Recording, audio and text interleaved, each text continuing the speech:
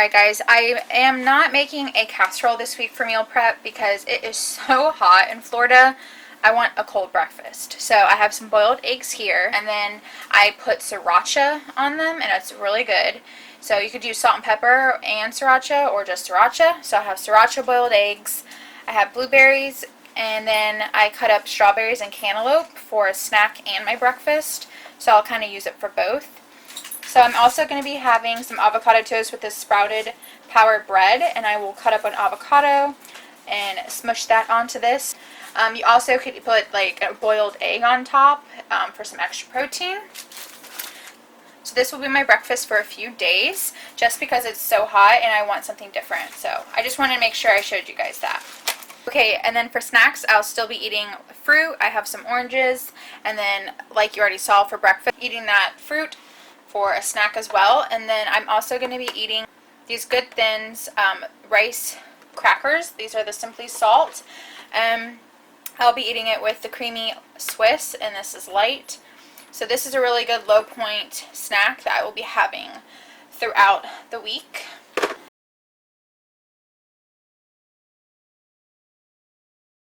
Okay, next I'm going to cut up this onion.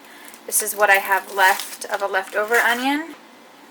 So I'm going to go ahead and chop this up and add it to the bowl of steak here.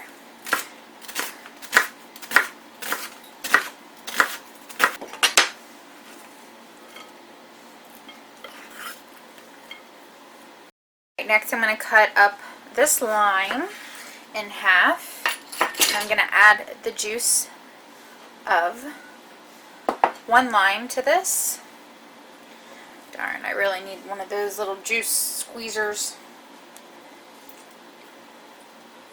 I'm going to add a tablespoon of minced garlic.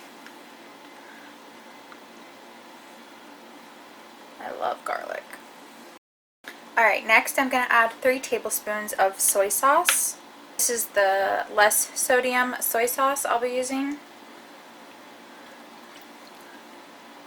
There's quite a bit of steak here, so I am going to make sure that it all gets coated.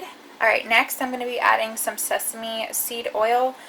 This adds so much flavor. You just need a little. I'm going to add 1 teaspoon to this. You don't need much. That's what's really good about this, but you definitely can tell once it's added. You can really taste it. I'm going to take some Asian pepper powder flakes. You can use just like red pepper flakes. Those are more common, but I'm going to go ahead and add 1 teaspoon of this. Not too much. I'm going to add a little bit of salt. This isn't full all the way, but I did put it in this little half teaspoon. So I'm going to add some salt. The same with the pepper. It's not filled all the way, but pretty much, almost. Now I'm just going to mix it all together. Get it all coated with the onions and the sesame oil and the garlic. This smells so good. Like, I wish you guys could smell this. There you go. And I'm going to go cook this up in the pan, and I will show you once it's done.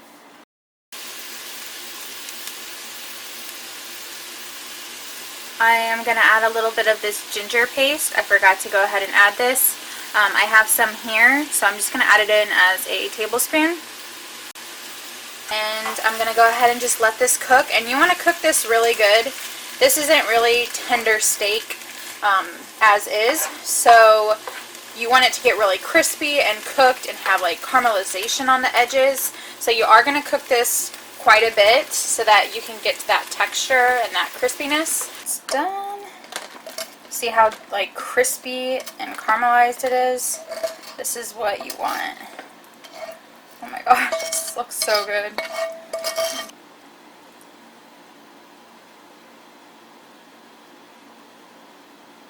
Oh, and I also added a little bit of sesame seeds to it while I was cooking, just a sprinkle.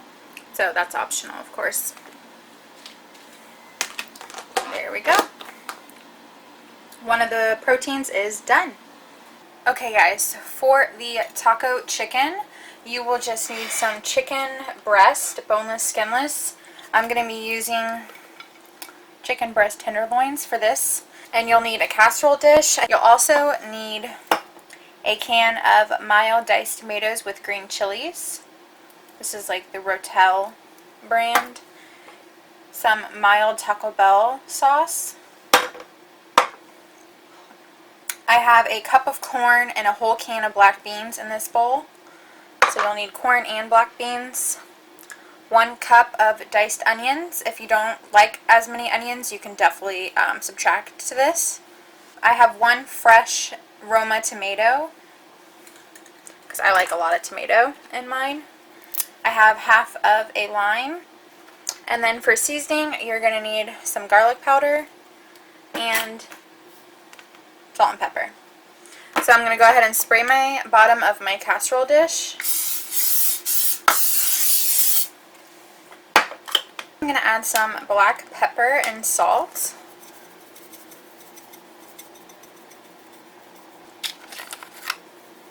And some garlic powder. Go ahead and add some Taco Bell sauce to the chicken, directly onto the chicken.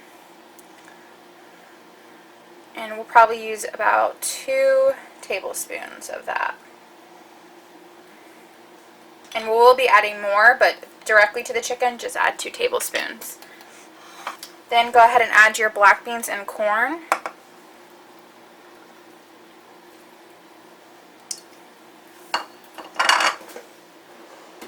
And spread it around. And this isn't a casserole, this is just like chicken with lots of loaded stuff with it. So that you are, you know, filled and satisfied, and it's very flavorful, and it's not just chicken. But it isn't supposed to be a casserole because I want to keep it really low in points. I add rice or potatoes to it. I want to keep this very, very low, and this be a very low point option for you. I'm going to add the Rotel, and I don't drain it because I like the sauce. It has just a little bit of sauce. And then just spread the Rotel. Add your fresh tomatoes. We like tomatoes. And add your onions. And I know 1 cup seems like a lot, but we really like onions. But of course you can subtract from this if you don't want as many onions. I know it kind of seems like a lot, but we just really like onions. Alright, now you're going to take about 2 more tablespoons, so 4 total of the sauce, and drizzle 2 more onto this casserole. We're going to add cheese. I'm going to be using a mixture of fat-free mozzarella to keep it really low, and fat-free mild cheddar. Okay, I have 1 cup of the cheddar. I'm going to just sprinkle that all over the top. Lots of cheese on this one. And then I'm going to take 1/3 cup of the fat-free mozzarella and just sprinkle that on top. They don't have a fat-free Colby Jack, which I would use, so I just decided to mix these 2 instead. Last, just squeeze some lime juice over the top to add a little bit of tang and flavor. Okay, this is what she's going to look like. The chicken is on the bottom, and then all the toppings are on the top. I'm going to go ahead and place this into the oven. I will leave the time on the screen, and I will show you once it is done. Alright guys, it is done. Look at that. The cheese is melted on the top.